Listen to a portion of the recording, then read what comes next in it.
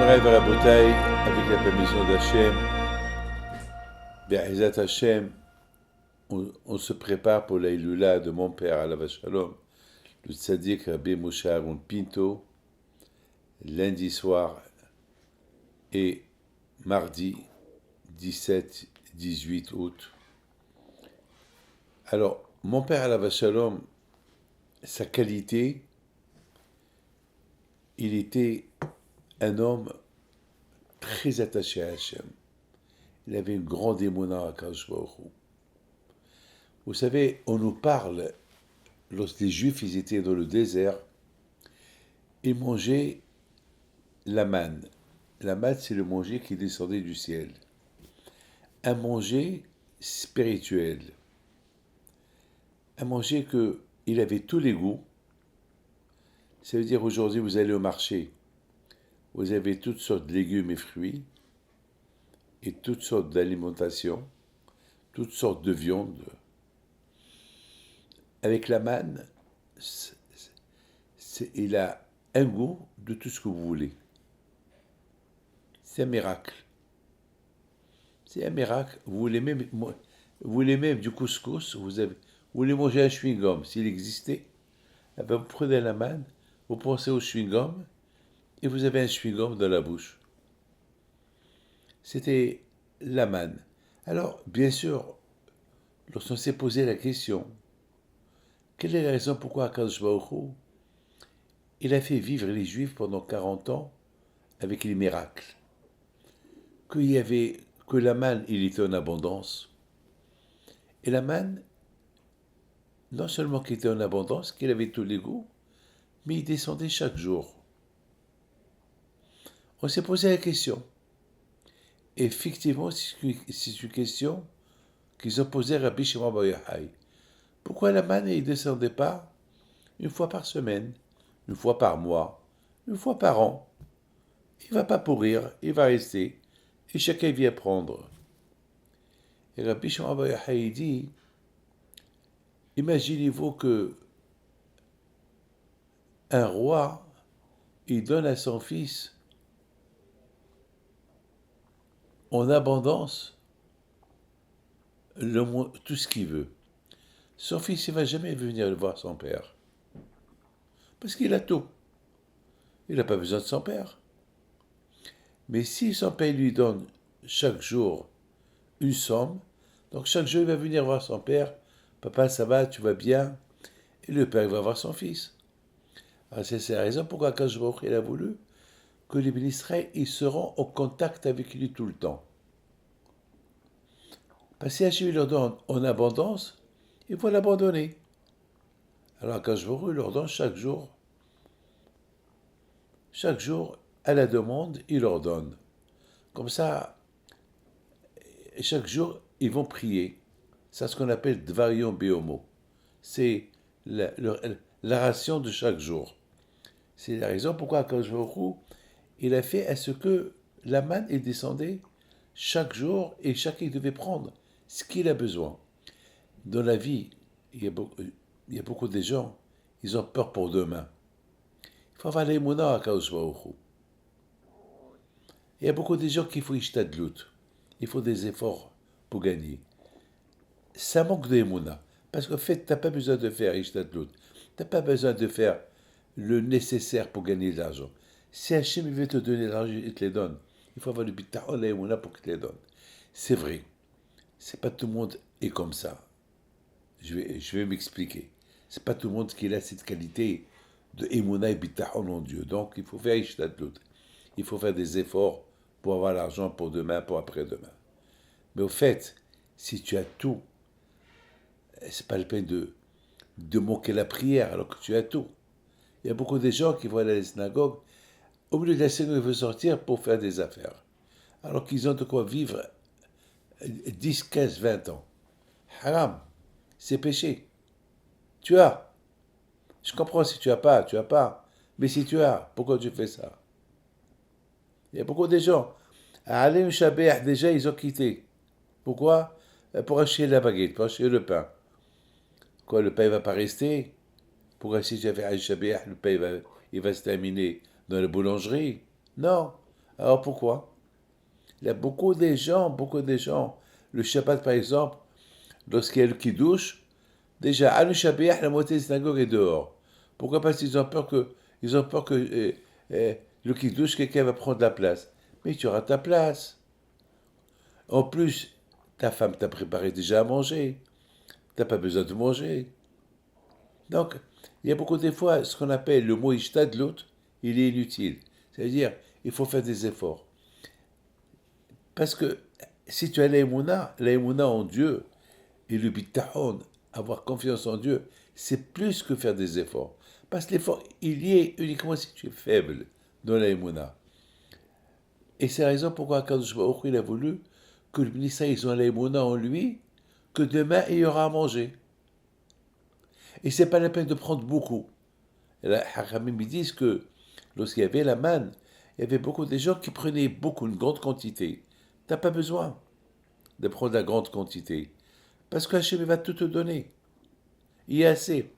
Et si jamais par hasard, tu es nombreux dans ta famille, et que tu as pris une petite quantité, Hachem va faire un miracle qui va avoir la bracha. Il va avoir pour tout le monde. Jamais j'oublierai mon père, Alav Shalom. Il est parti en Israël, en Israël. Mon frère, il accompagnait une Brit Mila. Et lorsqu'ils sont partis Brit Mila, je crois à Yeroham ou à Dimona. Et, et c'était mon père le Sandak. La maison était petite. Et un monde fou qui est venu pour la Brit Mila, parce qu'ils ont entendu que mon père, c'est le Sandak, il y avait un monde fou. Et la table où il y avait la soda, c'était en petite quantité. Il y avait un monsieur qui a commencé à rigoler. Qui va commencer à manger? Qu'est-ce qui va rester? Et elle a commencé à dire, ce monsieur il a invité beaucoup de monde, et quel soda il a fait? Pour qui? Mon père, Alav Shalom, il a écouté. Il le regarde et lui dit, déjà les gens, ils ne sont pas venus pour la soda, ils sont venus pour Eliyahu Navi, pour la mitzvah d'Abrit Mila. Quant à la quantité, il y aura la bracha. Il y a la bracha. Lorsqu'il a rigolé en arabe, il a dit à mon père, la bracha, dès que le Mohel va terminer la Brit Mila, en une seconde, il ne va plus rien rester. Et mon père lui a dit, tu vas voir, il y aura pour tout le monde, et tout le monde va prendre à faire goûter à sa famille, et il va rester sur la table. L'autre, il a rigolé. Et ça, c'est un miracle, mamash, de bracha.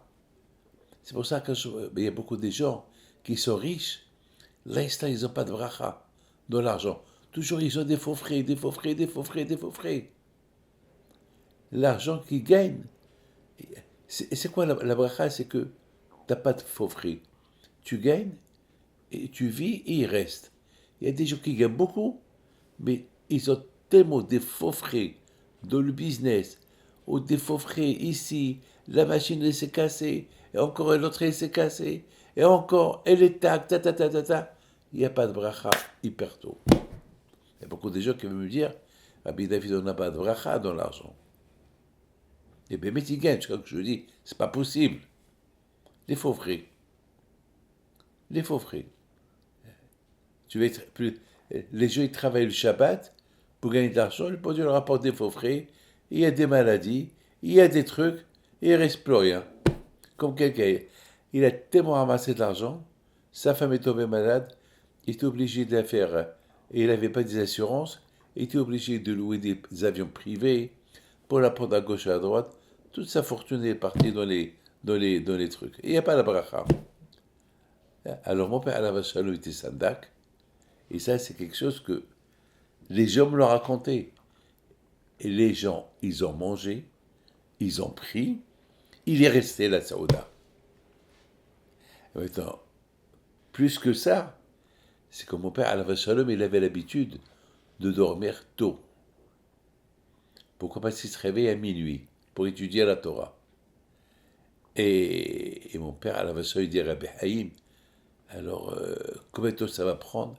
Il dit, papa, 3 heures et demie de Yeroham ou d'Imona à Ashdod. Après 1 heure, ils sont arrivés. Mon père, il dit à papa, papa, mais attends, on est à Ashdod. Mon père lui dit, tais-toi. Non, il ne parle pas, tais-toi. Donc, vous avez compris que Akadosh Baruch Hu, il a voulu que les bénis Israël, ils ont la émouna et le bitachon en Akadosh Baruch Hu. C'est comme par exemple un entraînement. Vous savez c'est quoi un entraînement? Un boxeur, avant, avant qu'il fasse la boxe, il s'entraîne. Il s'entraîne. Les coureurs s'entraînent. Il y a tout ce qu'on appelle l'entraînement. Même un docteur, il s'entraîne. Il va, avant de commencer à faire, de faire la chirurgie, il va, il regarde comment on fait, on coupe, comment on s'entraîne. Hachem, il a voulu entraîner les Juifs dans la Emouna et le Bitachon pendant les 40 ans dans le désert. Comme ça reste en eux. Un enfant, il ne marche pas. Il vient de naître. Eh ben, tu l'entraînes, tu le prends à marcher. Et si tu ne l'apprends pas à marcher, il va marcher comme un animal, sur ses 4 pattes. C'est la chose la plus facile. Mais non, on veut qu'il se lève et il marche comme un homme, comme un être humain. Alors on l'entraîne, on le lève. Au départ, l'enfant, il marche sur ses 4 pattes. Mais nous, qu'est-ce qu'on fait? On le lève. On l'apprend, hey, tu n'es pas un animal, tu n'es pas un chien, tu es un être humain, il faut marcher debout. On l'entraîne. Donc Akash a voulu entraîner les Juifs dans le désert, dans la Emouna et le Bitachon dans Akash Baruch Hu. Que l'argent, c'est lui qui les donne. C'est lui le patron, c'est lui le Baal Habayit. Chaque jour, ils ont la ration. Il y a de tout. Un jour, tu ne vas plus être au désert, tu vas habiter chez toi, tu auras ta maison, tu auras tes employés, tu auras tes champs, tu auras tout. Alors, si Dieu veut, là-bas, fais ce que Dieu veut. Là-bas, fais ce que là-bas, tu vas labourer ta terre.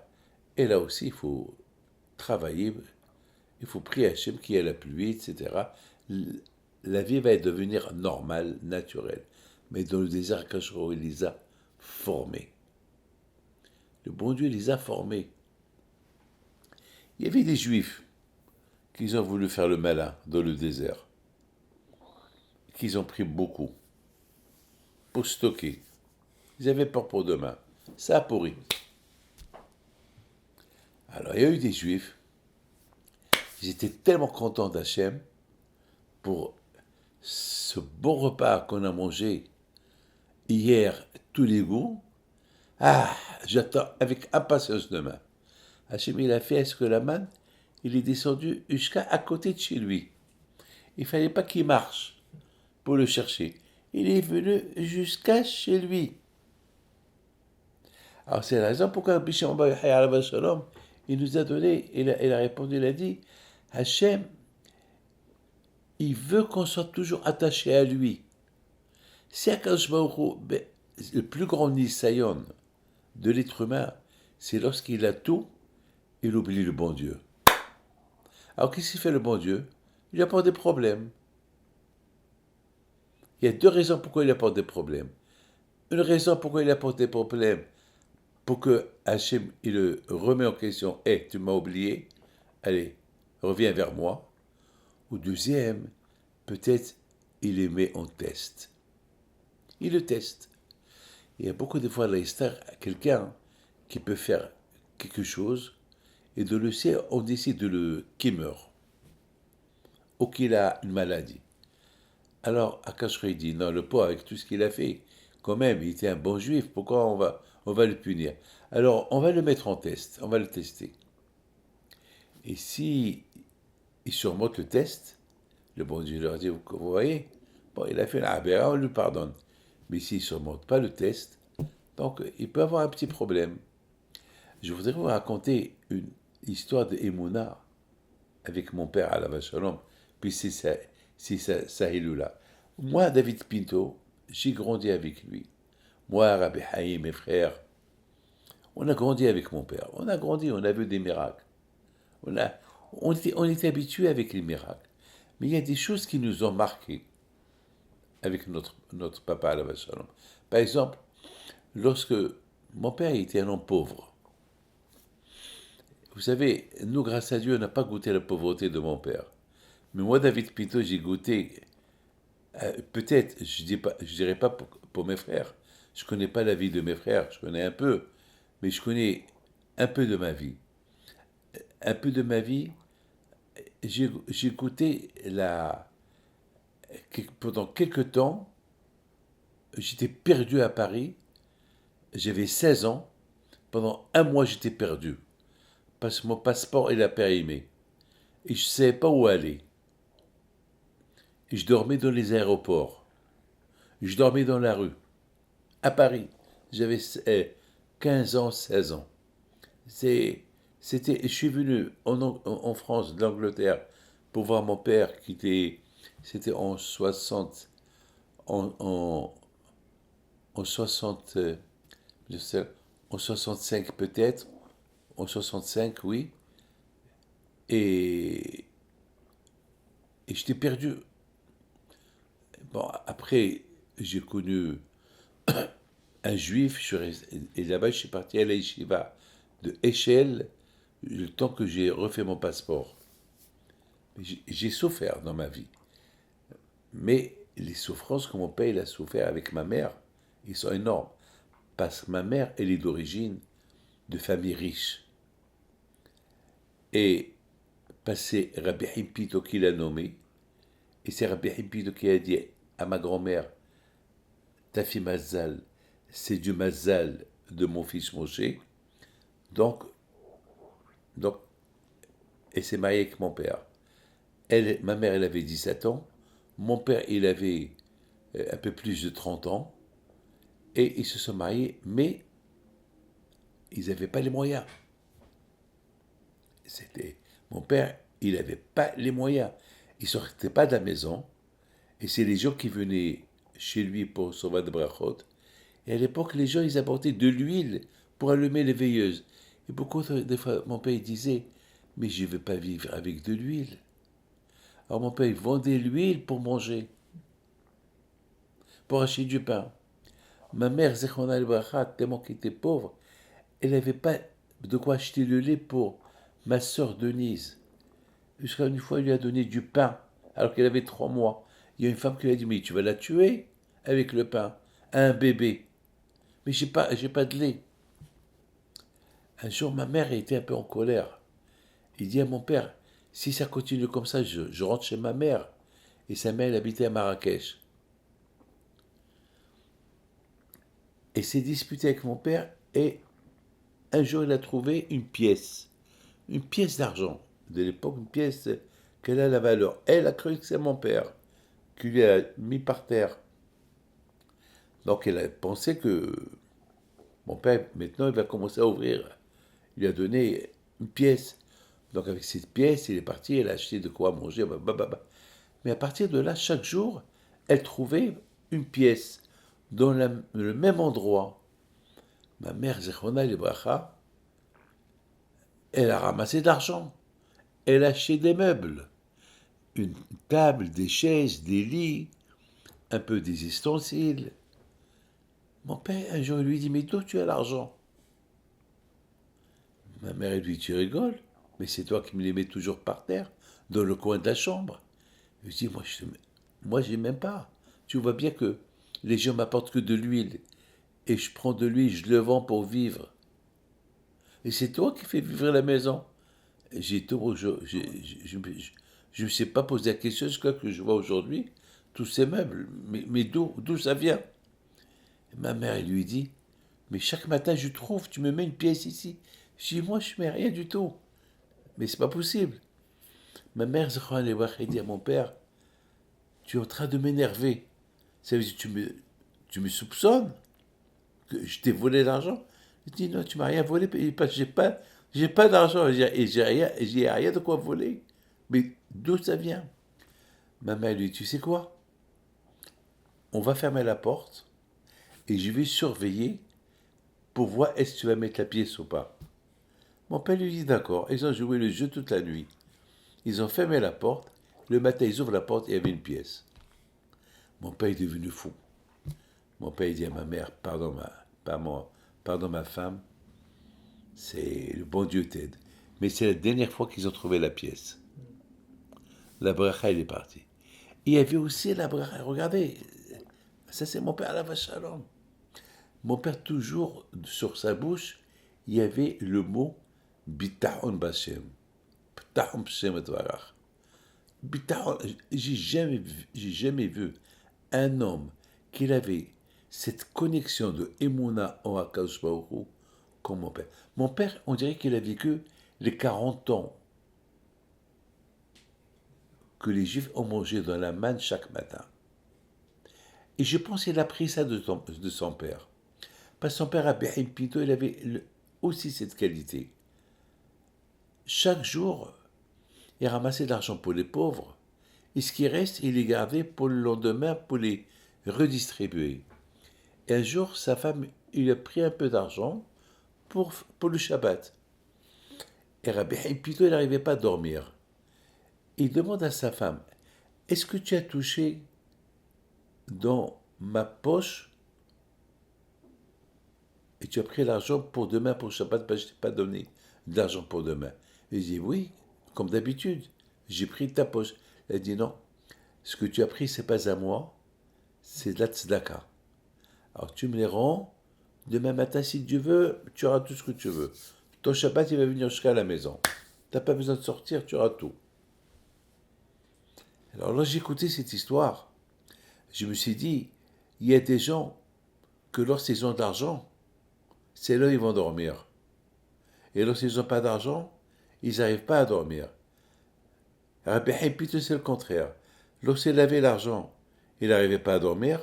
Et lorsqu'il n'a pas d'argent, c'est là qu'il va dormir. Pourquoi? Parce qu'il a le bitachon à Akadosh Baruch Hu. Vous savez que Rabbi Shimon Bar Yochai, il est parti très loin dans ses paroles. Il a dit que le juif, il doit tellement avoir le bitachon en Dieu qu'il ne faut pas qu'il va travailler, qu'il reste à la maison. Comme la manne, il aura tout ce qu'il veut. Et finalement, Bishmael a dit non. Bishmael a dit non, il faut travailler, tu ne peux pas compter sur le bon Dieu qui t'apporte. Non, il faut faire shtadlout. Bishmael a dit, il n'y a pas de shtadlout, reste chez toi. Hakam lui dit, il y a beaucoup de gens qui ont fait comme Rabbi Shimon, ils n'ont pas réussi. Et il y a ceux qui ont fait comme Bishmael, ils ont réussi. Parce que Rabbi Shimon, lui, était 13 ans dans la grotte. Et 13 ans dans la grotte, il a vécu, il y a eu un miracle. Il y a une source d'eau qui est sortie, il y a un caroubier qui est sorti, il vivait avec. Alors, Bishon, pour lui, tout le monde est pareil. Mais c'est pas tout le monde qui est pareil. Mais à Kolpanim, Bishon al-Bahai, il nous donne une leçon. Le bitahon en Akadosh Baruch Hu. Le bitahon elle est Mouna. Moi, je vous dis quelque chose. J'ai besoin de beaucoup d'argent par mois. Beaucoup. Je ne connais pas le budget. Je veux pas savoir le budget. Une seule chose je sais. Akadosh Baruch Hu, il me donne pour les 500 rabbins qui étudient chez moi là, dans mes yeshivot. Et je donne la tzedaka aussi. Et les gens ne comprennent pas. Comment je donne la tzedaka? Alors que moi aussi j'ai besoin. Eh bien ma réponse elle est, lorsqu'on allait à Emouna, à Akadosh Baruch Hu, Akadosh Baruch Hu donne un extra, un peu plus. Voilà ce que tu as besoin, Rabbi David, et voilà le plus que tu distribues pour les autres. Et c'est comme ça. Vous n'allez même pas croire. Après, je vous dirai à qui j'ai donné. Personne ne va croire. Alors que ce pauvre-là, il habite avec tout le monde, et tout le monde pouvait l'aider. Et jusqu'à que ce monsieur-là, le pauvre était dans un... Mais personne ne l'a compris. Et moi, je l'ai compris. Et à Akadosh Baruch Hu, le même jour que j'ai aidé ce monsieur-là, le même jour que je m'a donné 10 fois plus. Parce que j'ai montré ma émouna et mon bitachon la Akadosh Baruch Hu, je n'ai pas pensé une minute, et moi, et moi, et moi. C'est ça. Alors, en deux mots, il faut qu'on apprenne une leçon. Hishtadlout, c'est faire des efforts par la parnassa. Oui, il faut la faire. Mais c'est pas la peine de passer tout ton temps, toute ta vie à faire cette hishtadlout parce que Hachem il peut te donner. Hachem il nous a entraînés pendant 40 ans dans le désert. C'est tout. Il nous a entraînés dans le désert pour avoir la émouna et le bitahon dans la Kadosh Baruch Hu. C'est tout. Vous savez, même dans les zivougs, le mariage, il faut savoir une chose. Il y a deux choses qui sont entre les mains de Hakadosh Baruch Hu. Et pour ça, il faut beaucoup prier. Vous savez, pour quelqu'un qui est malade, bon, la Torah te dit qu'il faut aller chez le médecin. Il faut bien sûr prier et va chez le médecin. Il y a beaucoup de choses, mais lorsqu'il s'agit de l'argent, c'est Hachem. Le zivug aussi, c'est Hachem. Le zivug, vous savez, le zivug, c'est le mariage. Il faut le chercher. Il y a beaucoup de gens qui ils croient que le zivug, il va venir du ciel. Non. Le zivug, il faut travailler pour l'avoir. Il faut chercher. Il y a beaucoup de fois, je crie aux gens, vous ne faites pas assez pour chercher le zivug. Ils croient que la princesse charmante ou le prince charmant, il va arriver jusqu'à la maison. Non. Il faut prier, il faut chercher. Et là, quand je vous savez, ma femme, elle était fiancée 4 fois, avec la bague. 4 fois. C'est-à-dire que chaque fois qu'on lui a mis la bague, elle devait se marier. Et moi aussi. Presque 2, 3 fois, je devais me marier. Chaque fois, mon père m'a dit, David, tu pries pas assez. Il faut prier. Jusqu'à que j'ai pris sur moi de prier, et je suis parti à Rabbi Amar Diwan, je suis parti à Rabbi Hippito, Rabbi Shimon Bar Yochai, Rabbi Meir Bar Hanès, je suis parti périr beaucoup de sadikim. Je suis parti avec quelqu'un. Les deux, on a été périnés, on avait 29 ans chacun. On a prié, prié, prié. Alors j'ai dit, maintenant ça y est. Et bon, Hachem, 30 ans plus tard, les deux, on a rencontré notre mazal, et sans que chacun le dise à l'autre, les deux, on s'est mariés le même jour. Alors là, je l'ai invité, il m'a appelé, il me dit, Rabbi David, je ne peux pas venir à ton mariage, parce que moi aussi je me marie le même jour. C'est-à-dire que le même jour, le bon Dieu, il a fait qu'on se marie. Lui, c'était le fils de Baba Meir à la Shalom, petit-fils de Baba Salé, et moi, le petit-fils de Rabbi Hippito. Les deux, on s'est mariés le même jour, le 4 janvier 1980 ou 81. C'est de la folie. C'est la prière. Ça, c'est la prière. Là, c'est... Vous vous rendez compte, beaucoup de fois, je me demande, mais 4 fois, ma femme, fiancée avec des bagues, elle aurait pu, heureusement qu'ils ne me l'ont pas pris. Parce que, grâce à Dieu, j'ai réussi à construire avec elle une famille.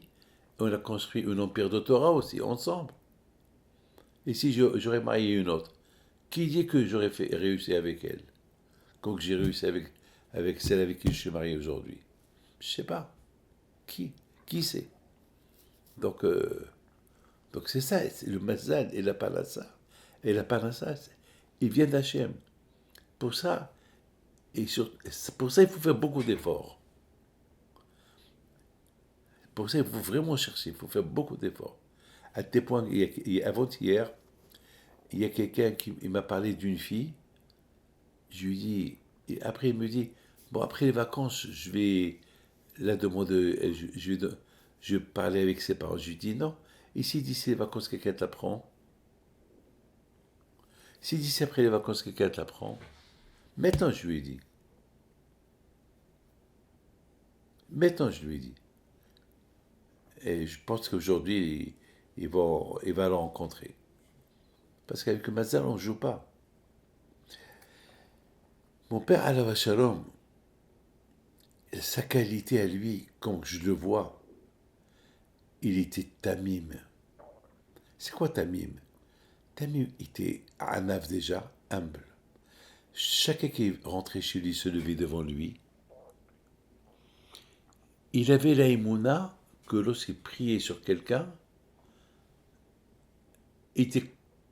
lorsqu'il disait Ma'at kbes, tu n'as rien, tu n'as rien.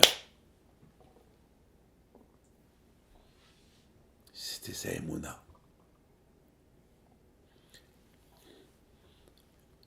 Le beau-père de mon fils, Rabbi Yoel, il s'appelle Joe Mezrahi. Il habite à New York. Lorsqu'il avait 6 ans, il s'est renversé sur lui la dafina. Et il était brûlé en 4 degrés. Ils l'ont pris à l'hôpital. Ils sont venus chez mon père, à Casablanca, affolés. Ça criait. Et les médecins, ils n'ont pas donné grand espoir. Je vous parle d'une histoire il y a 60 ans, cette histoire. Il y a 60 ans. Ça s'est passé à Casablanca. Mon père, à la vache, il leur a dit, mais pourquoi Pessah, vous ne m'avez pas apporté l'argent que je distribue à Aniyem? Ils lui ont dit, on vous a oublié. Il a dit, c'est à cause de ça qu'il y a eu ça. Cet argent que vous deviez m'apporter, elle aurait pu sauver beaucoup de gens. Et vous ne l'avez pas fait. Alors ils lui ont dit, pardon, on te donne 10 fois plus. Il leur a dit, rentrez dans ma cuisine, et il y a là-bas la marmite de l'eau chaude de Shabbat. Alors allez-y à l'hôpital, versez-la sur votre fils. Il leur a dit, mais votre fils, il est brûlé. Il leur a dit, il est brûlé. Eh ben, vous allez dire que c'est c'est la dafina du Shabbat qui l'a tué. Eh ben, c'est l'eau de Shabbat qui va le faire vivre. Prenez la marmite de l'eau chaude et versez-la sur lui, il va guérir. C'est de la folie. Voilà. Donc, c'est ce qu'ils ont fait. Ils arrivent à l'hôpital, ils les voient avec une marmite. Ils rentrent dans la chambre, une chambre stérilisée. Ils prennent la marmite de l'eau chaude. Ils l'ont versée sur son fils, Joe. Ils sont venus, les infirmières, ils les ont arrêtés, la police est venue, il y avait un scandale. Ils voient le miracle. Les plaies qui se ferment. Le bébé qui était brûlé 4 degrés, le lendemain déjà, il presque été guéri. Ça, c'est la émouna, ça, c'est la connexion d'un tzaddik avec un Kadosh Baruch Hu. Aujourd'hui, grâce à Dieu, sa fille, elle est mariée avec mon fils, Rabbi Yoel. Et chaque fois, je lui dis, Dieu, raconte-moi ton histoire. Mais il lui est resté encore un signe dans ses mains. Un signe de brûlure. Un vrai signe. Qui le rappelle le miracle qu'il a eu avec mon père. C'est l'émouna. Celui qui vit avec Hachem, il vit au-delà de la nature. La manne, c'était le manger qu'ils ont mangé. Les Juifs, la vie qu'ils ont vécu les Juifs dans le désert, c'était au-delà de la nature. Le Juif, il vit son existence dans le monde, c'est au-delà de la nature. Grâce à Dieu, au Maroc, moi je suis marocain, je suis né au Maroc, j'ai vécu des miracles dans la maison de Rabbi Haïm Pinto.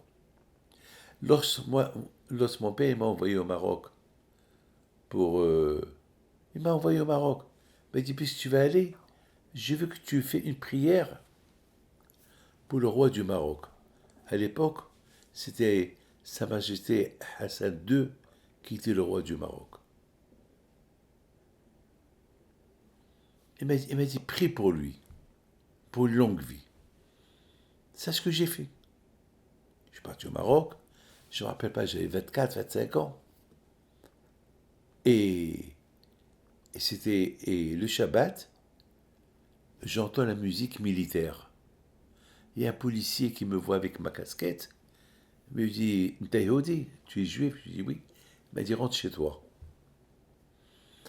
On rentre à la maison, chez la famille Ohayon, et on a entendu qu'il y a eu un coup d'État au Maroc, au palais du Skirat. Il y a eu presque 1000 morts. Et grâce à Dieu, le roi du Maroc a survécu ce coup d'État. Mais c'est de la folie comment il a survécu. Il s'est caché dans lui-même, il raconte cette histoire, le roi du Maroc. Il raconte lui-même cette histoire. C'est une histoire connue. Ben, il s'est caché dans une des toilettes. Et puis, les soldats, qui étaient un peu drogués, ils le cherchaient.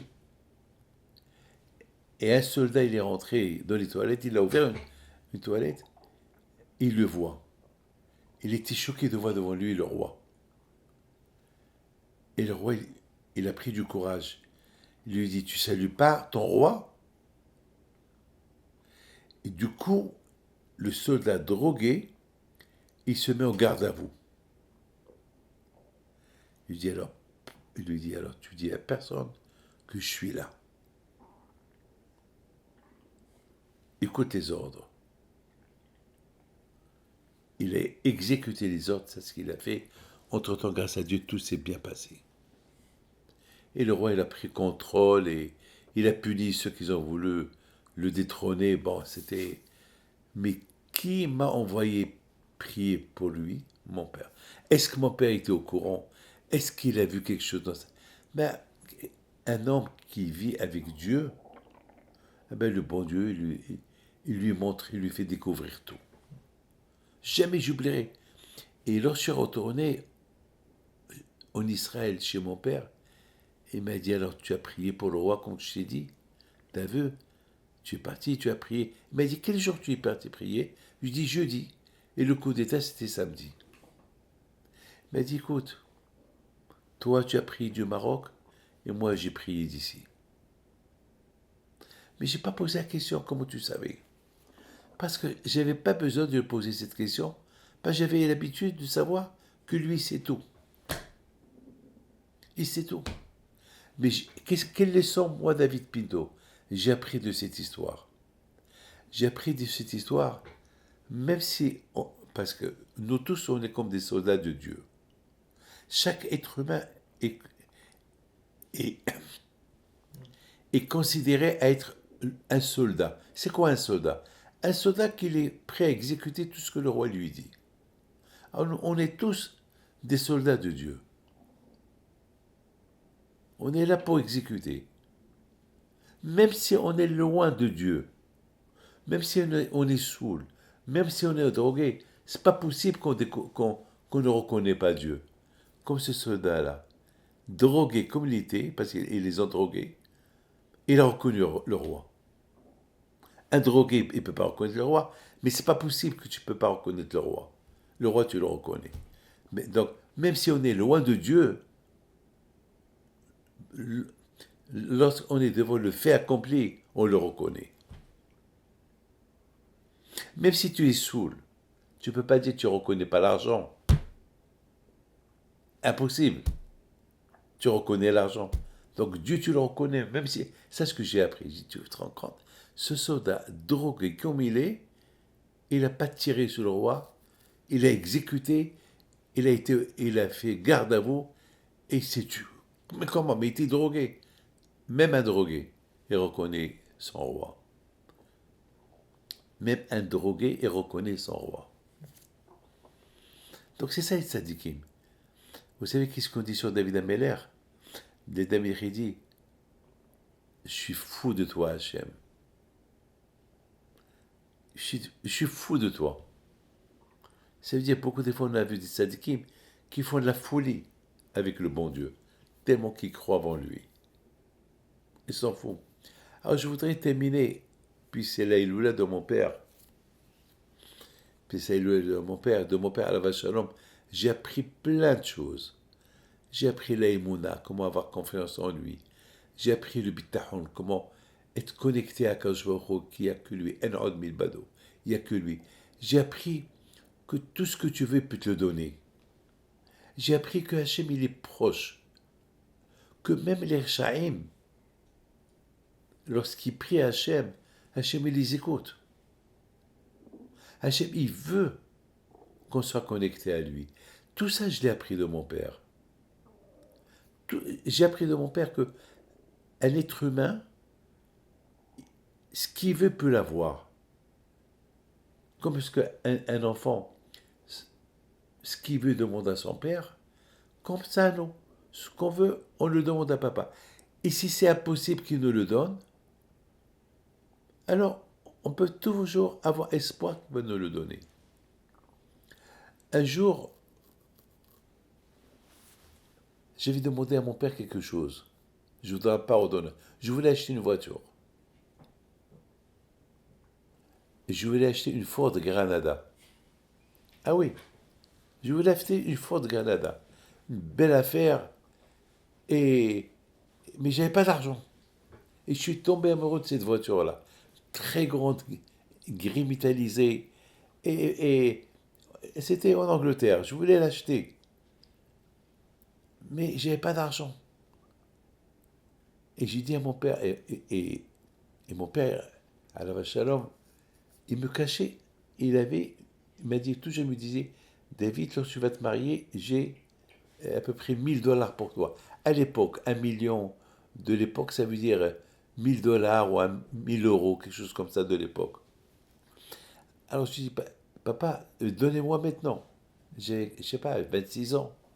Et mon père, je sais pas, 26, 25.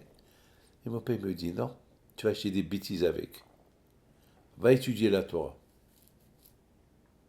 À cette époque, j'étais un peu perdu. Je ne savais pas si je travaille, si je deviens rabbin. Je ne sais pas, j'étais un peu perdu. J'étais comme chacun.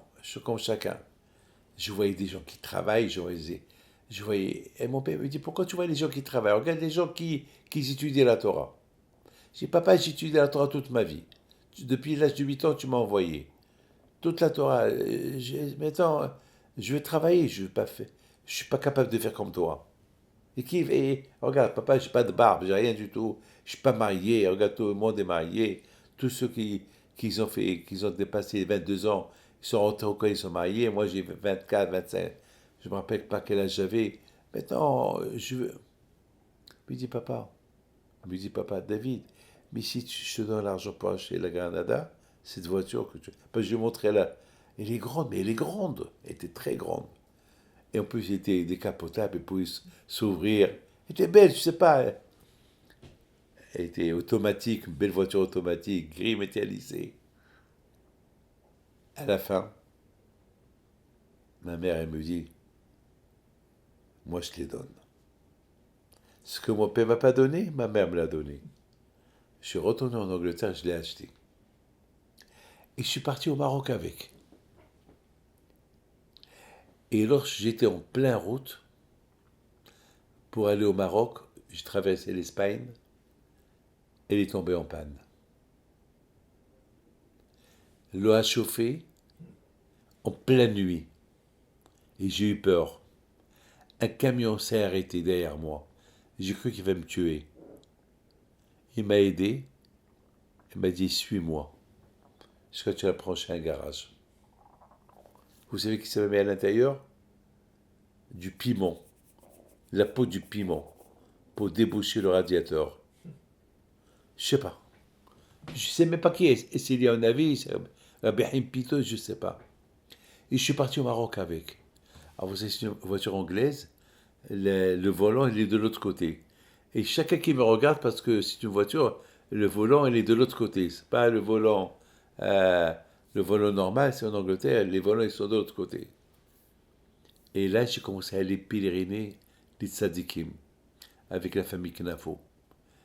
Et c'est là que j'ai commencé à m'attacher aux tzadikim, et c'est là que j'ai pris la décision de prendre la relève, de suivre ce que mon père voulait toujours que je fais. C'est cette voiture-là. Parce que c'est là qu'elle m'a connecté avec le pèlerinage tzadikim. Donc je dois tout à mon père. Je dois tout à ma mère. Je dois tout à mon père parce qu'il m'a appris à avoir la émouna. Ma mère m'a donné l'amour. Elle m'a aidé dans mon chemin de la Torah. Mon père aussi, bien sûr. Donc, cette semaine, c'est la Elula de mon père. Qu'est-ce que je vais dire à mon père le jour de sa Elula? Merci. Merci pour tout ce qu'il a fait pour moi. Merci pour tous les enseignements que j'ai appris de lui et que ces enseignements-là à lui, que j'ai appris de lui, je les transmets aux Juifs. Je les transmets, je raconte. Le bon Dieu, il me montre des miracles que je les raconte aux gens. Les gens, ils voient des miracles que eux, ils racontent aux gens. Et finalement, tout revient à mon père. Et tout ce qui est de mon père, ça revient à Rabbi Haim Pinto. Donc finalement, je termine avec une toute petite histoire. Toute petite histoire. Pour moi, c'est l'histoire de la Emouna. Par exemple, votre belle-mère, elle était au Maroc. Elle ne devait pas aller pèleriner Rabbi Haim Pinto. Elle s'appelle Madame Rosen. Et puis, parce qu'elle boitait, elle devait faire une opération. Et malgré tout, elle est partie au Maroc, mais elle boitait avec elle avait les bikis. Et là, lorsqu'elle arrive à Essaouira, bien sûr, elle devait aller à pèleriner Rabbi Haim Pinto avec les bikis. Et puis, comment il s'appelle, Léon Biton, il lui dit, Madame Rosette, on va pas, tu es venue chez Rabbi Haim Pinto, si tu utilises les béquilles, tu vas rien faire, tu vas pas pèleriner, tu vas être en retard partout. Et alors elle lui dit, mais je peux rien faire, j'arrive pas à marcher. Il lui dit, tu es venu chez Rabbi Haim Pinto, c'est lui le docteur, le professeur, le médecin, prends tes béquilles, jette-les, lève-toi et marche. Elle lui dit, Léon, mais t'es fou. Il dit, faites ce que je vous dis. Et elle, la Emouna qu'elle avait, qu'est-ce qu'elle fait? Elle prend les béquilles et les jette. Elle se lève. Elle commence à marcher. Elle a passé la Elula. Elle avait rendez-vous avec les médecins pour l'opération. Elle va chez le médecin et il la voit marcher. Il était comme un fou. Elle habite au Canada. C'est la belle-mère de notre ami Moshe Castiel. C'est une belle-mère qui est très gentille, adorable. Elle a beaucoup d'histoires de Rabbi Haim Pinto. Mais cette histoire, c'est la meilleure des histoires de Madame Rosen qu'elle a eue avec Rabbi Haim Pinto. Le médecin lui dit, mais où tu t'es opéré? Il dit, il n'y a pas eu d'opération. J'ai jeté mes béquilles à Essaouira chez Rabbi Haim Pinto. C'est une histoire qui date 3-4 ans. Le médecin, il a examiné, il n'a rien compris.